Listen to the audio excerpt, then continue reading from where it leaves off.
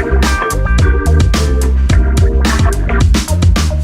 right, so good evening. Thank you for inviting me for this talk. So today we are going to talk about innovation and future prospect in hospitality industry. So I'm Gentiana. Okay, so we're going to spend around 20 minutes for this. Okay, so when we are talking about future prospect, usually we start from some data. Okay, so let's look at the World Economic Forum. What did they say? So they say that actually by the jobs in 2030, by that time, usually actually 1 billion jobs will be reskilled. So it is amazing, shocking figures that you can see from here. But for the next 2 years, just, it's already coming that 42% of our jobs need to be changed and to reskill, to other jobs because of technology. And 133 millions of them actually are new jobs. So these are just some of the data to give you some sense on, what is going on. Okay, so when we are looking at the jobs out there, first of all, of course, you want to select something you want to study, and then it will be useful in the future, right? So let's look at some of the jobs. So of course, high-tech skill set, high-tech jobs will be something that the industry is looking for, any industry, okay? But also communications, healthcare, and education are what they identify, again, as by Economic Forum, that they identify to be some industry that have a biggest growth.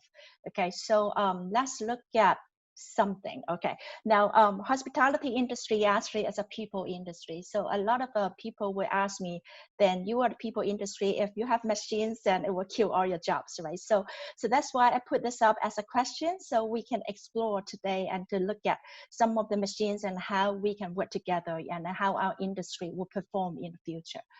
All right, so you will see from here that actually these are some of the sectors in hospitality industry. So we have hotel, we have transportation, food, and tourism. So these are some of the sectors that I'm going to show you some figures, I'll show you some photos next, all right? So let's first look at hotel. Now, when you're looking at a hotel, you will see that technology actually already enables a lot of service built into through digital devices and control panel like this, actually including all kinds of audio, visuals, and you can control all your room ambience. So you can select your own, wallpaper, okay, anything just by touching a screen, including, all the sound system and all that. So these are the future, okay, so it's developing. Security, okay, security system is already in place. A lot of hotels, you already see all this. Then face recognition system, any kind of fingerprint system, using your phone as your key is already there. But what will be the future? Definitely they're going to fine tune more with security issues, with a lot of personal data issues. That will be, your age, that your generation, you're going to solve that. So this would be something that is already came out long ago, okay, in Japan. Maybe you already see this example, that they try to use robot. Can be a dinosaur, it can be human beings, but that's not my point. My point is, how far can robot take over our industry? It can be doing a reception job, okay? So you will see robot like this, okay? So they can take over concierge job. So it's easily, if you go to a concierge and say, okay, I want to look for certain tourist information, they can just, store in the computer and they can easily tell you. Or if you don't want this look, you can have this look. So that's a lot of robot, a lot of hotel already invest money, to try to test out, things like this, to take care of some of the repeating jobs that we are currently doing, okay? This actually is already in place in Mandarin Oriental, Las Vegas, and his name is Pepper. So he's 4 foot tall, and he can actually use a sensor to recognize you as a customer, and then by sensing you with your emotion, with your age, with your identity as your gender, okay, a woman or male, and then they can interact with you. So this could be some kind of service that hotel are now trying. Another example, this is Mario. So Mario actually is a very tiny little robot. he actually now is using in Marriott, also in Belgium. So he's only 57 cm. So very, very small, but then he can actually hands out keys and tell you a kind of weather and give you some basic greetings. So these are some of the things I want to show you that hotel are evolving, because when technology is evolving, then we are also the industry need to move together, because this are the what all the customer are expecting. Okay, so but then should we design them to look like us, very human-like, or something like this kind of robot? That is the kind of things when we need to rethink. We need to think of, you know, where we need to shift and how we can work with technology. Okay, these are the things that constantly we teach in class and ask students to think about. All right, so what makes you different from the machines? Sometimes people will say, okay, you can replace, you know, everything with the machines. Usually I would say, okay, human being, actually we have the ability to deal with novel situations. So that means when something suddenly happen and a computer needs repeating data to make that decisions, but we human being, we can actually, based on the situation, we can easily, you know, handle something. So we are different in the sense, that's good. Okay, and then so we know when we can use different technology, different machines, even robots, in whatever we're thinking to help our guests to get to the maximize the guest satisfaction. So this is what we are doing. So a lot of you, I can see that now you are in this group. You are looking for a program to study, right? So it's not necessary, you know, to study my program. Today is just an example to show you what the future world will be look like. So what you need to do is select something you are interested, okay, and then really fine tune the subject expert, become a subject expert, you know, in that area, because you need to polish your adaptability. The world's changing, you need to move together, and the world belongs to you. So this will be something that you really need to do. But the important thing is sensitivity to human needs, because no matter what kind of technology, no matter what kind of digital devices we're using, we need to understand why our guest or customer, the end user, what would be the things that they need. Okay, so these are the things that you really need to develop your sense of human need, sensitivity, and keep learning and keep changing. So this is what I mean by, you know, adaptability. All right, so I share with you some of the example of hotel. That let's look at transportation, which is also a sector in hospitality industry. So the future actually is already changing. So you have faster internet, you have a lot of automation. Of course, there's a lot of security issue at this point, a lot of a safety issue at this point that people say this is not safe, you know. So who knows, because, you know, things is developed so fast. So these are already happening. You will see that a delivery system this is already totally fully automated. It's already in the market. So they would deliver your parcel to your door. You know, they can even, FedEx or designed this. They can even, you know, climb the stairs. So you don't need to have a delivery man, you know, and handle something. If you go to a grocery store, that you can easily get automated car and put in all your grocery and deliver to your door. So these are some of the machines that input to the transportation system already. In Arabian country, you know, they're rich. So basically they are already testing this. So in Masdar city, they're already testing this. Now at this point, actually the speed is quite slow.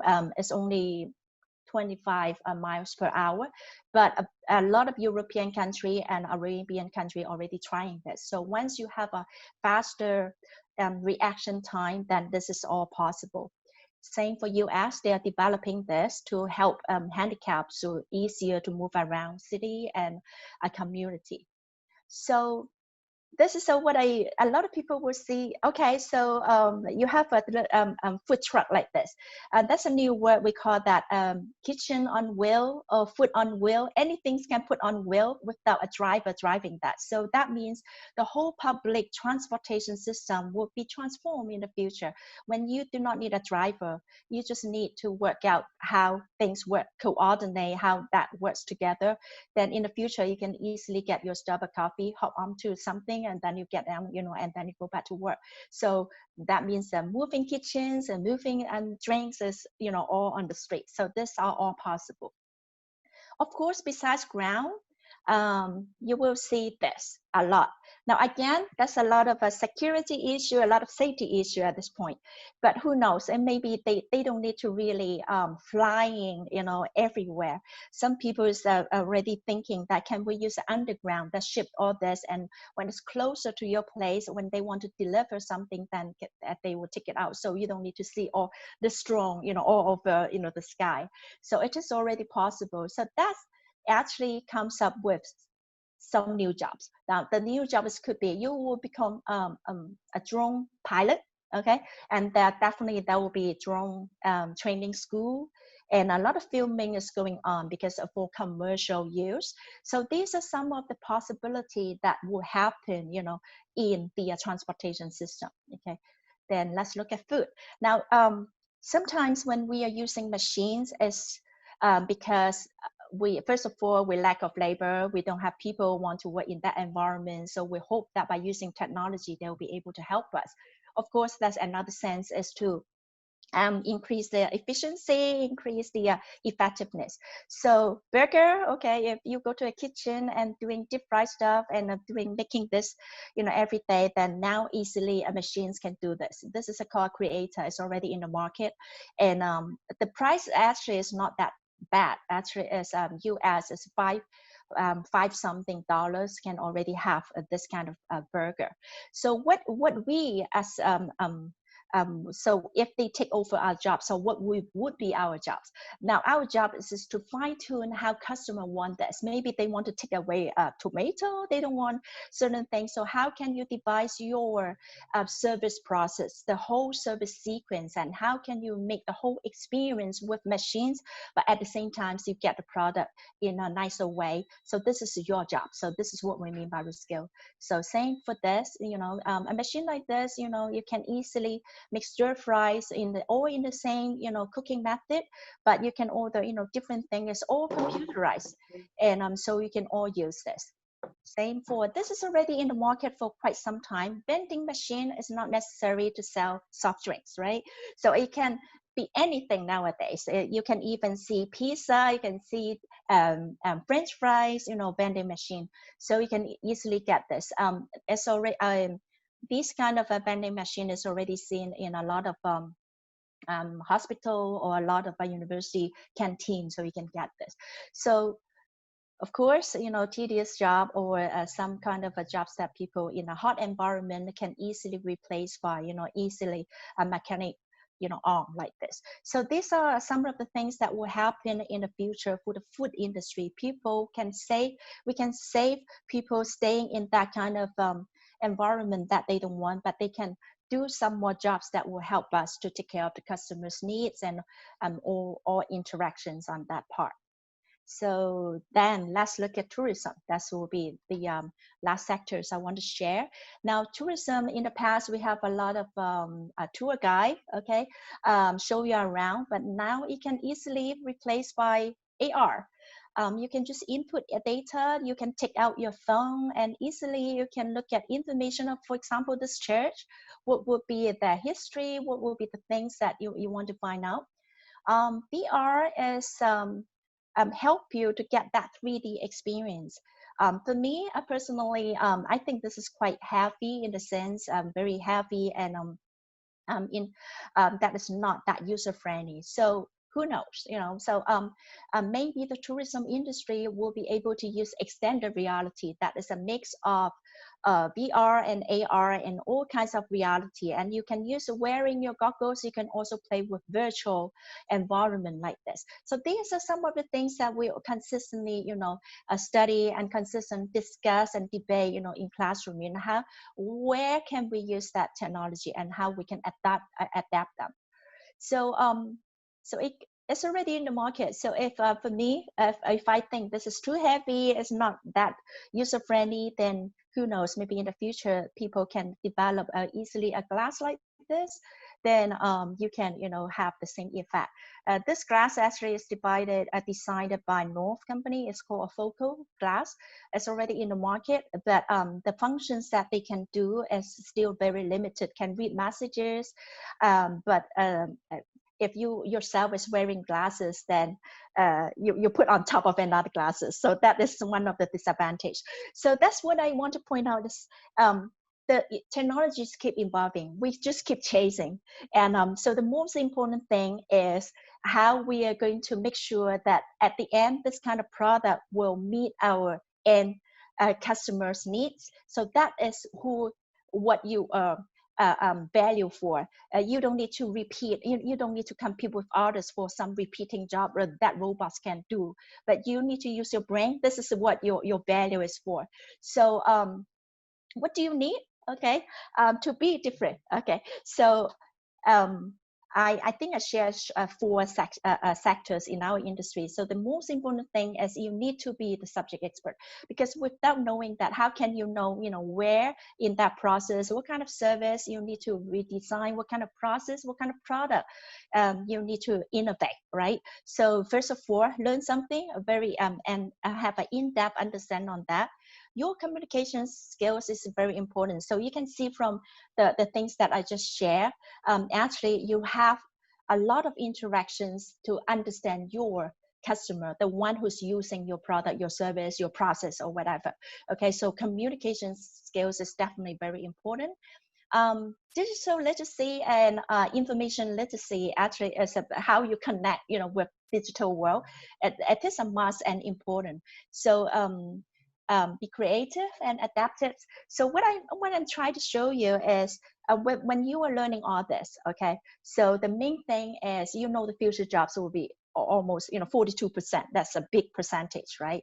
So you want to improve your competitiveness and then select something that you love. Okay, so I think Alison is here, that if she actually have different thematic talks. So in university you have a lot of different programs. We have a lot of different studies that definitely will fit or meet your needs, your study needs. Some of you may be very good in people skills, some of you are very good in mathematics skill and analytical skills. Then find something you love and develop that, become an expert. Then that will definitely help you.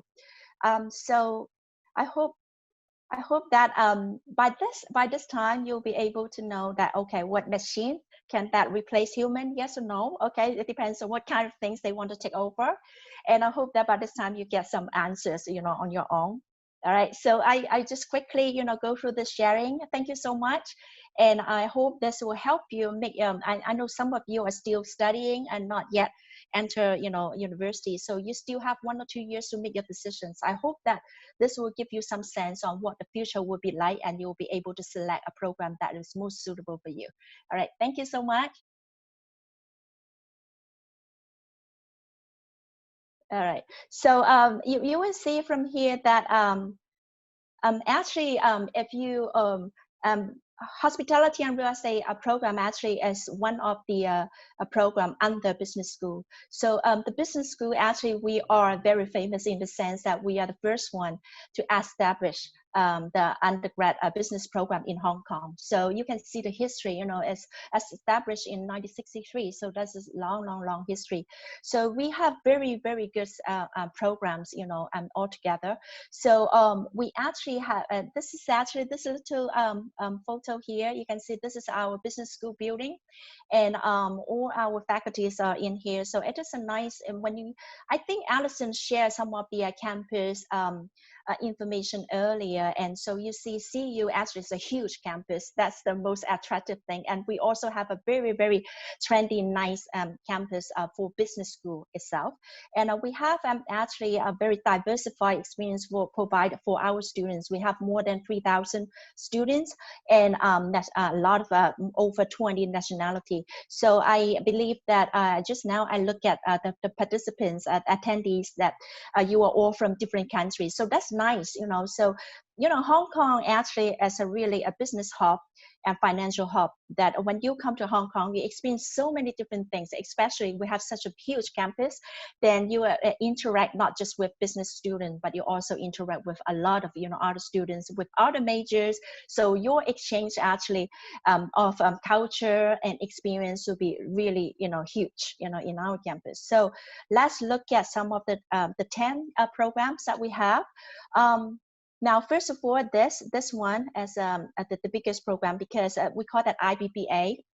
The IBBA program, later I will talk about dual degree, but then we have actually 9 concentrations. So that means when you are actually selected IBBA, after you study, you can actually focus yourself either in finance, or you can do HR management, you can do marketing. If you don't like just marketing, you can do big data in quantitative marketing, or general business. Or you can, if you are very good in mathematics, maybe you want to do something like business analytics, business economics in a more macro sense, or you become someone who can do business as an entrepreneur.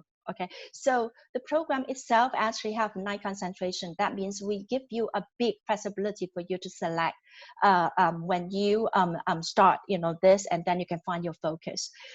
So some of the things I just shared with you of the technology, definitely it will apply. Same for global business. So this is one of the program. Now another program is a GBS. A GBS actually would take in a lot of high talented student. So the score, of course, I know a lot of you are interested in score. So the score for this is really high. So your students are very highly competitive. So basically, again, because this is such a very important program. So they actually study in 3 partner schools. So one in Copenhagen, one semester back to Hong Kong, and then another semester go to Chapel Hill. So actually I have a lot of international experience throughout your study years, and you get to meet, students in other countries, and you study together. So this is GBS. Okay, but of course, now you still have some time before you get into university. So work hard, okay? So if you want to get into this program. All right, and then we have international business and Chinese enterprise. So this program actually is a first undergrad program, actually emphasized in business activities between US and China. So the focus will be focusing more into these 2 countries. Okay, so that's IBCE. Okay, and then this is what we mean by IBBA. Now, IBBA normally in a CUHK, if you study, it takes you 4 years. But if for this one, it is a very, very unique one. Business and legal thing is always together. You always deal with some legal stuff, and when you are doing business. So a lot of people actually at the end, they want to be a lawyer, or they want to do something, connected to legal, right? So we do have a program as a double degree. Should I say double degree? Yiling, or yes, this is a double degree. Yeah. Program. Yes, yeah, this is double degree. So so this double degree actually for you just study 5 years. When you study 5 years, you actually will be able to get a BBA degree and also a JD degree. So this is a very, very unique one. And then we have a school. Okay, so here we have 2 schools as a professional accountancy and hotel school. Okay, so this 2 school actually more with a lot of you need to know the industry more. So PACC actually is more about accounting. So you deals a lot with you will become a professional accountant. And in between, you need a lot of analytical skills. You will learn how to solve a lot of problems. Interpersonal skills will be all learned from here. My school, okay, so it complies with many different sectors I just mentioned, and it actually one of my students, Claire, later will share with you. We have a lot of practical to put that practice, integrate theories with practical. So we are a school actually is more in the sense, I should say, as more active in the sense you have a lot of industry information on this. Okay, IFAA, and this all are very finance driven. So it depends on where you want to do. If it is IFAA, it's more about putting mathematics calculation into business, particularly in a lot of risk management, a lot of investment. So this is insurance finance in IFAA. Quantitative finance actually is more about your analytical skills. So at the end, you will actually working in investment banks and doing a lot of financial services. So there's some differences. Quantitative finance actually is, again, of course, it's about mathematics finance, but also statistics. So there's a lot of analysis in between also.